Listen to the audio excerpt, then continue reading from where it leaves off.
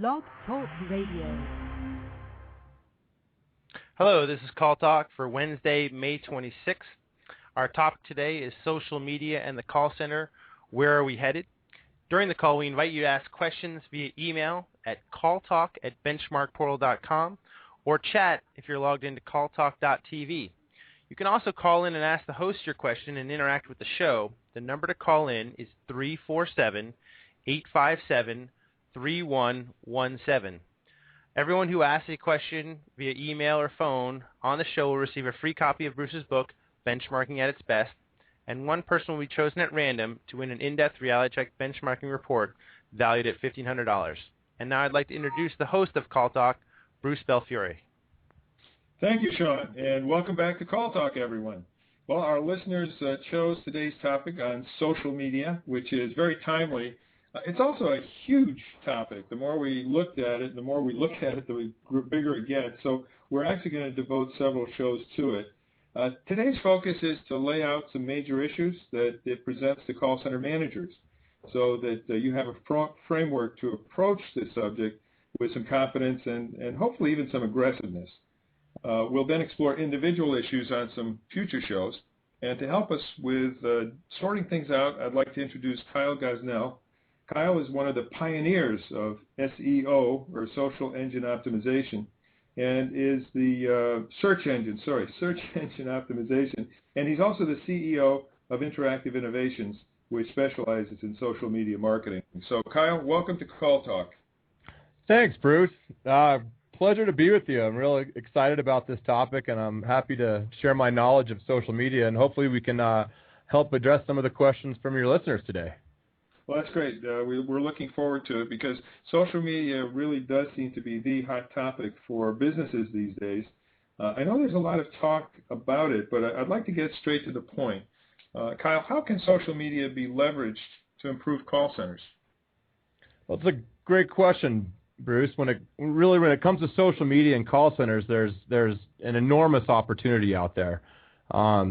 When companies engage in social media, though, they have to have that intent of improving their brand reputation and also customer service and customer satisfaction.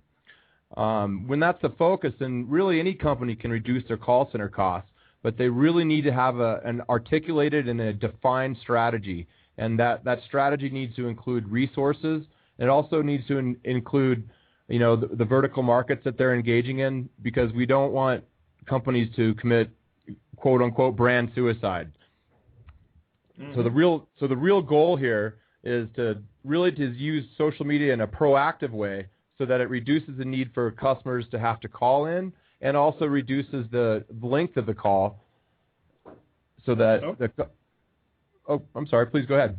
No, that's great. So actually the fact is that there's a lot of communication that's going on out there in the blogosphere, in the internet. And so what you're saying is you're going to harness that, understand it, monitor it, in order to actually be able to have an impact on the calls that you get and the emails that you get, correct?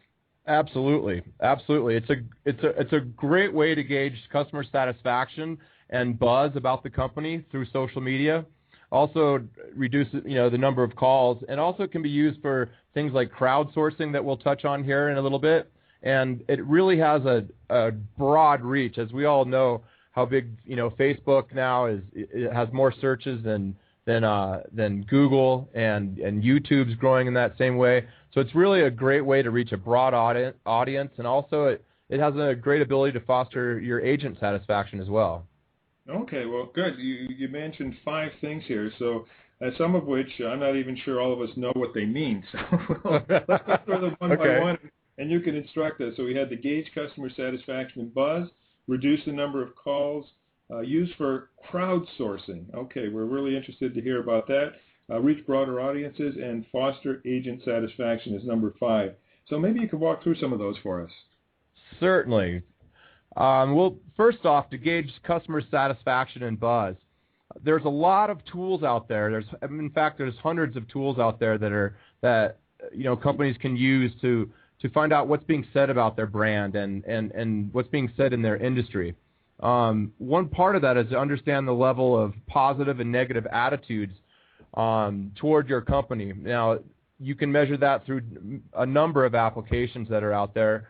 Radian 6, Scout Labs, there's a number of them out there. First, if you really want to get into social media, though, you must have that mindset that it's essential to track that buzz that's already out there on your brand and your product or your services. So it's really a delicate market in social media. So you really want to understand what you're getting into. So just to understand that, you're going to use these tools in order to troll the net and find out what people are saying and have a way of putting their comments usually to each other as consumers, into positive, neutral, negative categories and monitor what's going on and take a look at what's going on in terms of how they're talking to each other. Is that correct? That's absolutely right. It's really kind of a shift in paradigm in the sense of you're out there and you're listening and you're engaging in customers' conversations between themselves, so that you can inject either a solution for those customers' questions, or at least let them know that you're listening, and that provides a very large reach of your audience. But once again, I really have to emphasize that it is a delicate market, and it's something that you really have to be careful when you choose, which social media platforms your company is going to be using and using successfully. And personally, I'd recommend writing your company's goals down, much like a business plan, using social media, and then choose those platforms or those applications according to those business plans. A great acronym for this is POST. People, access, your customer, social activities, your objectives, decide what you want to accomplish with social media, and your strategy, plan how to manage these relationships, and technology, decide what applications are best to accomplish these goals. Since there's so many of them out there, we need to really narrow down what your goals are and then choose the appropriate applications to engage. Okay, no, that's a great acronym. So POST: people, objectives, strategy, and technology. Yeah, you need all of those really working together in order to do it right. Absolutely, and we all love acronyms here. So if we can add another acronym, we're happy to do so. Actually, in our industry, they're usually three-letter acronyms. The TLAs, the ATT, ASA, all that kind of stuff. But good, you've given us a four-letter acronym. It's not a four-letter word, hopefully, but a four-letter acronym. So that's great. Well, it's kind of funny that you bring up a four-letter acronym in the sense that in our research we do look for profanity, in fact, because that sometimes that can be a gauge of your customer satisfaction or dissatisfaction, for that matter.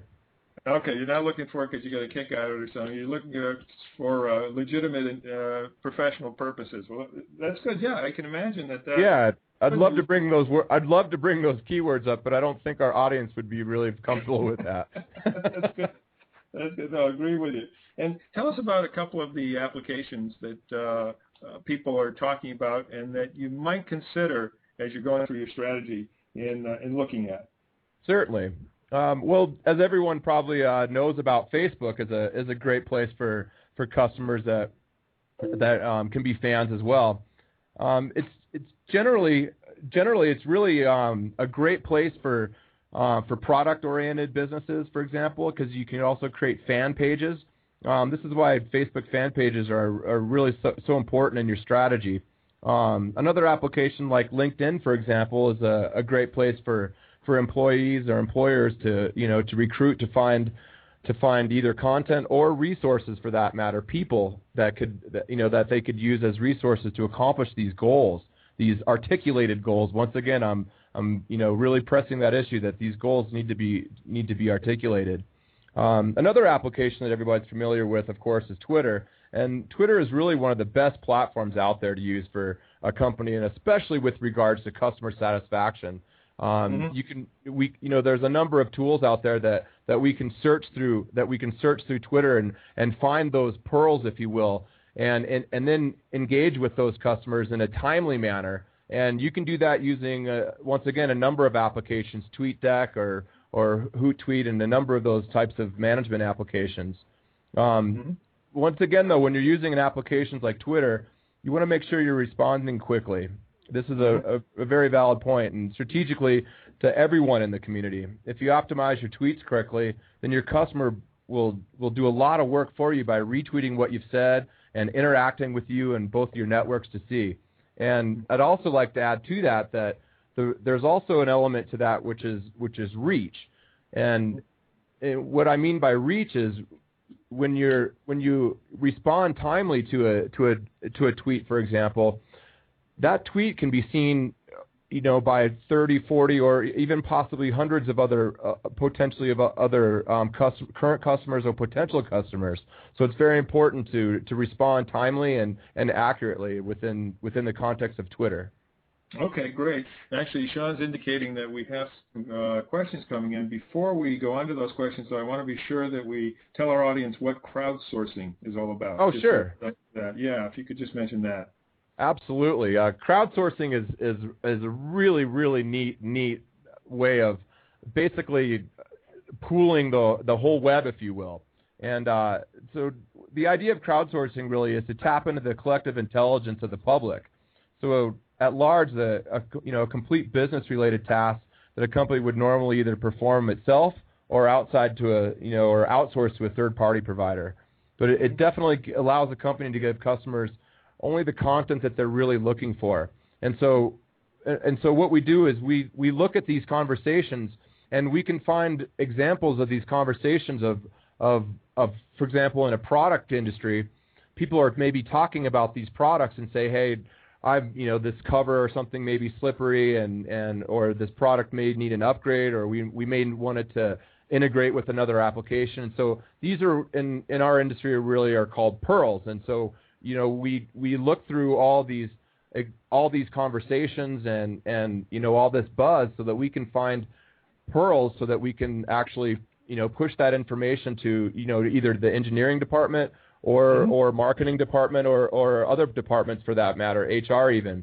And so it's a great way to source a very large sample source so that you can really come up with some great pearls so that you can optimize your business processes in that way. Okay, actually, this is very empowering, isn't it, Kyle? Because you're treating the entire social media world as kind of a giant focus group. Exactly. That's a great way to put it. You don't have to pay for them. You don't have to feed them. You don't have to look at them from behind a smoked window. You can actually troll their conversations, get their information in, and that information, when you think about it, can be used for all sorts of things, because it can probably give you feedback on the service you've been giving as a call center, because people will comment on that to each other.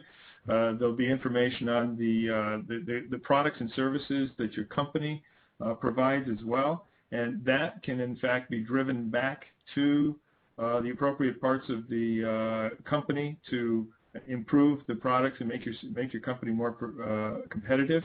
There's all kinds of possibilities there, and in fact, probably one of the macro issues that a lot of companies face now is who's in charge of social media inside the organization. It's not like accounting where that fits neatly under finance or something like that.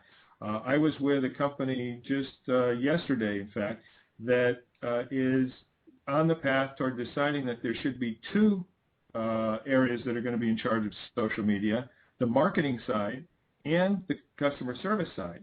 So if you're a customer service manager and you're not quite sure what's going on, and you're not quite sure that those folks over in marketing who seem to have their hands on the social media thing are going to be doing stuff with a customer service bent, it's a time to become proactive.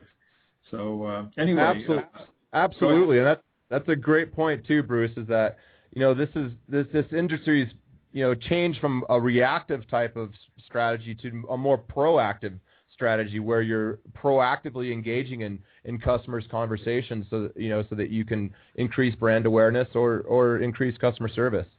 Okay, great. Well, Sean is bursting at the seams with questions here, so let's cut in. Great. Okay. Yeah, we have a lot of questions, and we'll try to get to all the questions that we can. The first two questions kind of go together. David asks, what is the first step in introducing social media to your organization?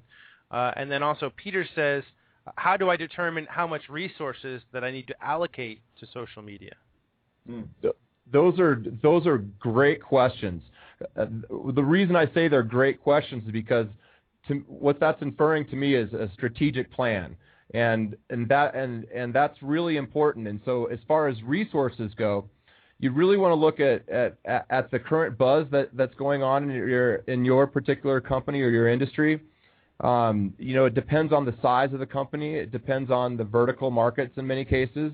And so you really want to look at how many comments are being made in certain channels, so that you can appropriately staff those resources for those channels, and also what applications you can use, because you can dramatically improve employee productivity by using applications that actively manage these channels, like Hootsuite, TweetDeck. Those are some examples of some applications, or Scout Labs, Radian6. There's a number of them out there that can help increase the employee productivity so that you don't have to increase your head count, really. Or there's the other option of using it as a service, whereby you would engage with a company like BenchmarkPortal, for example, and use their staffing and their resources and technology to help your company if indeed you weren't in a hiring phase, if you will. The thing here is that a lot of this stuff is getting invented as we go along. And so there's no guidebook like there will be 5 years from now on exactly how to do it. But we know what the strategic imperatives are. So what you were mentioning, Kyle, in terms of having a strategic plan, having it proportioned to your company's needs, your products, your services, etc., and getting some expert advice on how to do that is extremely important. But I'd say, at a minimum, you need to have your strategic plan. You need to have the ability to monitor, and you need to develop the ability to actually respond in terms of the platforms, the applications where you're being mentioned, and where your customers tend to aggregate. There are going to be certain kinds of companies, maybe more professional companies, where there's going to be more stuff going on LinkedIn, and other places where Facebook is going to be more important for you. So you need to have that figured out strategically first. Sean, does that? I'd like to, and to answer the first question on how you might present this to upper level management, or if you are in upper level management, I think a great way would be to use some of these tools and find some pearls out there and some real live examples of customers that are engaging in conversations about your company or about your product, and bring that, or compile those and bring those to a meeting, if you will, with management, and show them look, here's our customers actually talking about this product or the service, or here's our customers that really want this improvement to their product. And I think that would be a nice way to show them a real live example of how you could immediately engage with these customers to improve their satisfaction. Mm-hmm. Okay, great. Sean, do you have another question? I do. Anthony asks two questions that I think are related. Okay. His first question is, how do I choose applications to use? And that goes, I think, with, can you give steps to do this research? Okay. Well, to answer, Anthony, to answer your question, I would first start off with some of the free tools that are out there. The reason being is that you do want to keep in mind ROI. Everyone always wants to keep in mind the ROI of these strategic implementations. So there's a lot of free applications out there that are really effective. TweetDeck being one of those, Hootsuite being another one. Social Mention is a fantastic way to monitor and look at some of the buzz of your company. And so I would start with articulating the plan, and then using some of the free tools out there to actually implement the plan. And then once you have a good understanding and it's well accepted within the company, then it's a great time to start looking at maybe software as a service, whereby you could pay for some of these products like Omniture Site Catalyst, for example, or some of these larger applications that have they're a little bit more robust, but they are software as a service. So I'd start with the free ones and work your way up from there. A lot has to do with what kind of resources you have and how in tune your senior management is with this, because some of you may actually have people who've already been name to positions for social media inside your organization, and you should definitely develop that radio organization, reach out to them, talk to them, make sure that they have customer service on their radar, and to the extent that they don't seem interested with it, about that, see if you can carve out a spot where you can collaborate with them, but do your own thing to make sure that you're doing what's necessary for the customer service function. For those of you with perhaps fewer resources, we're getting right at the point where there's a lot of students who are very savvy in this stuff and who are looking for summer internships. So you might be able to, pick somebody up who is very savvy on this stuff and could help you sort of get a better handle on it over the course of the summer. But anyway, Bruce, that's a great point, and in fact, that's what I've done at my company as well. And those people have blossomed into a very, very big asset. And another thing I forgot to mention is for those people that have a limited resources or budget, with Google's new social sidebar tool is another amazing tool that can really help you dig into the social media buzz of your product or your company. So that might be another nice place for you to start. Okay, good. And that's in response to Anthony's question. Okay. Yeah, good questions, Anthony. Thank you very much. Okay, Sean, do we have some more? Yes. We have lots of questions. We'll try to get to all of them. A guest asked, so I don't have a name, how do I manage unfounded negative information out there? Okay. Wow. I got something to say on that, Kyle. Do you want to take a shot at that first? Sure, yeah. Now, I wish I knew the application in which the negative comment was made, but in many cases, you in Twitter, for example, you could engage in those customer conversations and then inject positive comments, or at least saying that you're listening, and just the act of listening. It really gives a great impression of your company. If someone's making comments on a blog or a microblog, and in monitoring that, you discover that these comments have been negatively made. Well, you can ask these customers, how can we solve these problems, or how can we make you into a happy customer? And remember that reach of that answer is going out to hundreds of other people as well. So it's by answering one negative comment online through blogs or microblogs or Twitter really has a great way of propagating throughout the internet, so you'll have a great reach. Yep. What I wanted to add to that, Kyle, is first of all, I'd like to separate things out in terms of negative comments. There are negative comments from customers, and then there's negative comments from your own agents. So let's just separate those two things out. With regard to the negative comments from your customers, as you said, you need to listen, you need to be able to intervene and to respond in a credible way. And my feeling is also in a personal way.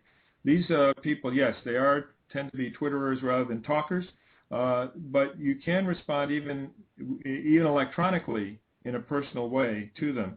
So if all of a sudden somebody who has been bad-mouthing you in the social media gets a response from a person who's been properly trained in your organization to deal with disgruntled customers and to try to recoup them, basically this is an extension of the recovery function that all of you should have, which is a recovery function for unhappy customers, and which uses the techniques and the tools and the mindsets and the personality types, all the kinds of things that we should address on another call talk, Sean, in order to recoup that customer and try to prevent that person from staying an enemy. Because at the end of the day, one of the things about social media is that, remember you always used to talk about word of mouth, and that somebody who has a bad call will tell 10 other people about it. Well, that's sort of multiplied by 10,000 in the case of social media.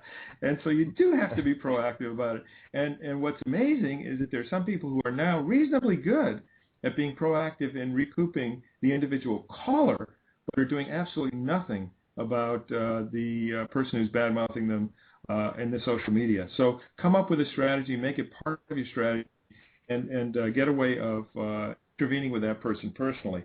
The second part was agents, and any of you who are not monitoring the situation with regard to your employment basin, if I can call it that, or your employment area, to find out what your agents are saying about your customer, or your former agents are saying about your call center, should be doing so. Because that's an important area where you can get the information that can allow you to react and to make sure that your pool of willing potential agents doesn't shrink because you get a bad rep. Okay? So hopefully that's useful to the guest. Kyle? Yeah, I would agree with you absolutely, Bruce, and I'd like to add that I think it could really improve turnover rates too with the agents, because when they're engaging in social media, they're using applications to a large extent that they're used to using and they like using, and so I think that in itself would help to reduce turnover, and also the collaboration that can happen between agents through these applications can be very effective. So then you may have 4 or 5 people working on one question for a customer, collaborating through social media. Right, and we will have a whole other segment devoted to regulating social media in the workplace, because that's a big one too.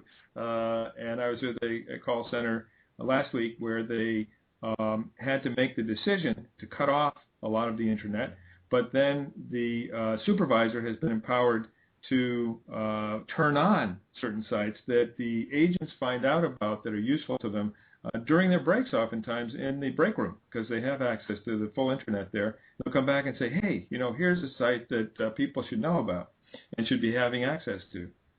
So, okay, good. Sean, do we have another question? We do.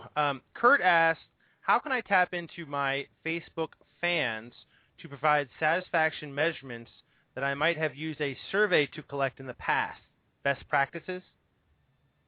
Okay, so basically using Facebook in lieu of a survey tool. Is that it, Sean? Do I have that correct? That's how I read it, yes. Okay.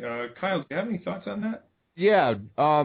Really for Facebook, there's kind of two elements of Facebook, and there's the Facebook fan page, and there's your standard Facebook page. And I would recommend going to a fan page, and the reason being is that that information on those fan pages then is readily available to the end users, and so we can start actually adding analytics. And I don't know if many people are aware of this quite yet, but Facebook has actually added some applications that allow you to do Google Analytics tracking within Facebook. And so that's another great way of measuring and measuring the activity of your customers on Facebook. And also, it would also give you terms and key terms and really some ammunition, if you will, of creating new entries on your wall or on your photos or things that relate to the discussions tab, really. Mm-hmm. Okay, good. Sean, do we have another one? We do. We're getting down to the wire here, though, but boy, this is a lot of questions. So Steve asks, will the responses from social media networks fall into a queue for agents to answer, or how do you see this being best practices to handle this? Great question. Bruce, would you like to handle that, or I could take a stab at it? Yeah, why don't you take a stab at it, Kyle? All right, I'll get my knife out here. Well, to answer Steve's question, there's a lot of ways that you can engage in that conversation. Excuse me, my mic just fell off the table here. Mm-hmm. That's okay. I'll jump in while you're arranging yourself there. So yeah, I think in terms of a queue, obviously being social media, it's out on the internet, and so it's not going to, automatically people are not going to use your queue. In fact, they are really using the social media to talk to each other more than to talk to you. And so what you need to do is in the appropriate cases where you want to communicate with those people in order to make them loyal customers or to upsell them or to do whatever, you need to be able to funnel them into a queue. And so that could be a dedicated 800 number for a specific problem that may be out there that's vexing you, or there may be a specific opportunity with people in the social media that you can take advantage of. And let it be known that if they call a certain number, that they'll get a very targeted kind of service. And or they use your general 800 number, but they push 8 when they get in there. And you can make sure it gets routed off to the right person. So I think, Steve, that there are definite ways that you can leverage through your social media strategy and your setup, leverage this to give better service and to get better results. Absolutely, and Steve, I'd like to add too, as far as workflow goes, I think is part of this question, and there are applications out there that can put these tweets or these blog posts or videos or anything into a queue so that the agent can respond to those. And so you can assign a workflow on how to best answer questions or engage in those customer conversations. And then that workflow is then pushed either to agents within the organization, or what's new and what's coming out nowadays is, and we may have this in a future session, is using super users. And in that way, what you do is you can use these people out there that are heavily engaged in your product or your service as a customer, and incentivize that person as a super user to help answer other customers' questions. And that really, the customers really find that a reliable source. If one customer is telling another customer, they're much more likely to believe that or to trust that. Mm-hmm.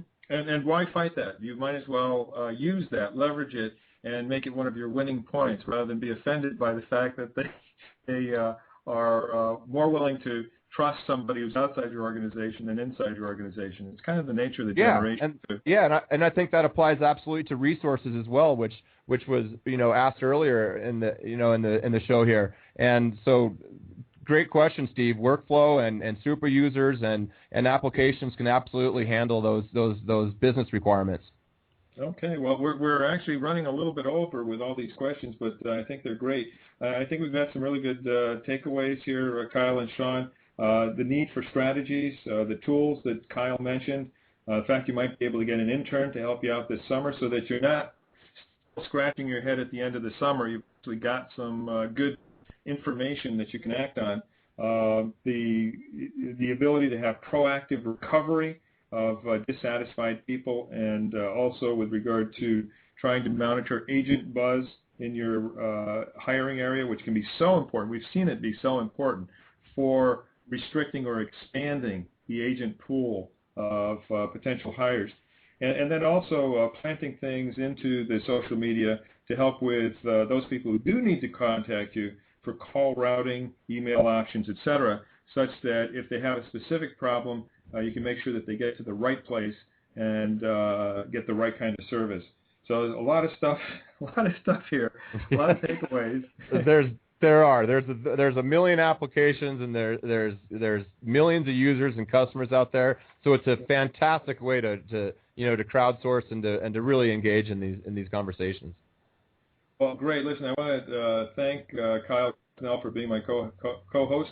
Great insights, a lot of things. We'll have you back again, definitely, Kyle. And, I appreciate it. Great questions, too. Yeah, thanks very much to our audience. We love it when you participate this way. So back over to Sean. Okay, Kyle, thank you as well for being part of the show. And my pleasure. I also want to thank all the participants for all their great questions. We will answer the ones that we did not get to during the show via email. Don't forget, you can sign up to just get a free social media audit. There's a link on BenchmarkPortal.com or Kyle's company, Interactive Innovations. Our winner today of the in-depth reality check. All right, here we go. Is Anthony Persateri. Anthony, please send an email to calltalk@benchmarkportal.com so that we can get you information in terms of your free in-depth reality check. Our next show will be on June 9th, and the topic is compensation strategies for agents and supervisors. Thank you very much for the show today, and have a great day.